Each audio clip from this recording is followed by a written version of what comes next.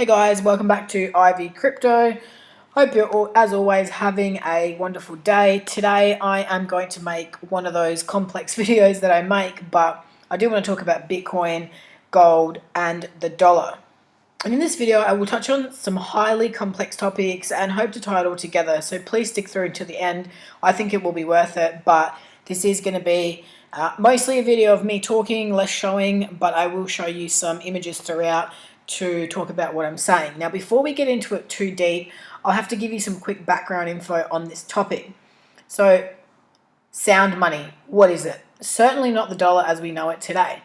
The concept of sound money is best explained as a currency which has intriguing value. That is, if it weren't a currency, it would have inherent value, whether as a means of trade, of store, or of value. Think of things like Bitcoin, gold, silver, and other fixed supply assets. Metals have been valuable for many years. This is because of their historical use for trade, purpose of hedging against inflation, and more. A long time ago, money was actually denominated in silver or gold. How did this work? The dollar bill originally represented a certificate which could be turned in for a silver dollar from the United States Treasury, guaranteeing that a deposit had been made and the funds were backed by silver or gold. This worked out pretty well for everybody. Because of the currency itself was essentially backed by another commodity of inherent value, so ultimately your original deposit was relatively safer no matter what happened. This is where the term and idea of sound money was coined from. Think about this even deeper. Right now, to hedge against inflation, people use the dollar to purchase assets like silver. Before 1971, you didn't need to do this because you could just claim the silver equivalent from the Treasury. This model is especially useful during something known as a bank run. A bank run results from a mass panic of any origin, and people demand their deposits from banks out of fear of the currency losing value, like the currency iron. With sound money, depositors know they will get their silver equivalent from the Treasury. Looking at the system today, you'll notice that this is not exactly the case at all. Banks run on fractional reserves, often lending to other banks with constant money in circulation. That lender of last resort is the Federal Reserve. In 1971, President Nixon set about a series of changes to monetary policy, ending of dollars to gold and enacting fiat money. Fiat money, originally derived from the Latin word fiat, quite literally means let it be done. Note, what Nixon did was essentially a change in the common denominator of exchange. The dollar went from being backed by gold to virtually nothing, or just faith. Pay special attention to this denominator as it comes into play later on in this video. In other words, if the government says the dollar is worth $1, then it's worth $1. So yes, the very own currency which dominates usage across the entire world has no value other than our absolute faith. But I know what you're thinking. How is gold any better? Surely its value is based on faith, at least to a large extent, right? This could be true, but the key difference here is that you don't have the Fed or others printing money out of thin air. The gold supply, just like Bitcoin, is fixed to miners. Nixon's change from gold allowed for tons of bad policy, putting monetary supply at the hands of certain few in power. Since 2008, this emphasized the endless, infinite printing of money, but they have just gotten unique in their ways to hide it, introducing the modern debasement. Inflation is popularly measured by CPI, which is consumer price inflation.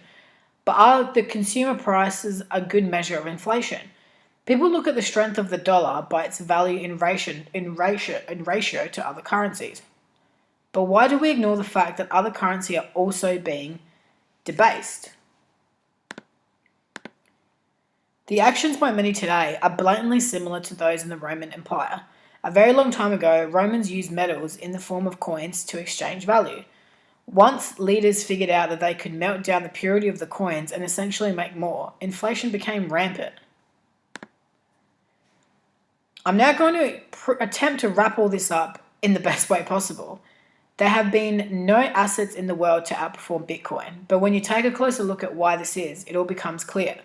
Crypto is not the bubble. The bubble is in the Fed balance sheet.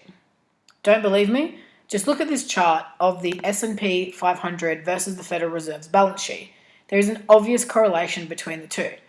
And this makes sense with the stock market at all-time highs, just after a pandemic, which really isn't a thing. So, this begs the question, are those stocks on the S&P 500 really going up, or are they really only offsetting the debasement of fiat currency? Does this explain why Bitcoin outperforms the Fed balance sheet because it is both a fixed supply asset and a currency? To expand on this a little deeper and fully understand what I'm about to go over, let's see a real-life example. The denominator is key. Looking at the Venezuelan stock market, things look fantastic in terms of the Venezuelan bolivar, but it is dead flat in terms of USD. And it gets more interesting when taking a look at gold, which measures USD strength, then comparing it to the currency basket. Changing the denominator to gold, we see it is significantly outperforming all currencies. Now when we change the denominator from gold, just how we did but to Bitcoin, you'll notice that not only does Bitcoin outperform the Fed's balance sheet, but it actually outperforms gold. Let's attempt to explore why even more in depth. Bitcoin is what gold set out to be, and more. Realistically, not even gold can challenge the widespread use of the dollar. You can't spend 0.001567 ounces of gold across the world in a matter of minutes, or even very securely store it yourself in custody.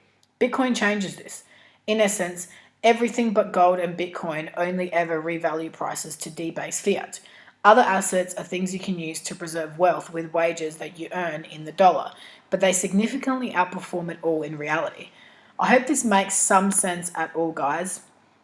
But there is an incredible amount of info I'll point out in the description, and if you want to talk more about it, feel free to comment. But Bitcoin serves as a black hole, sucking in the world's value at a pace we can't even comprehend.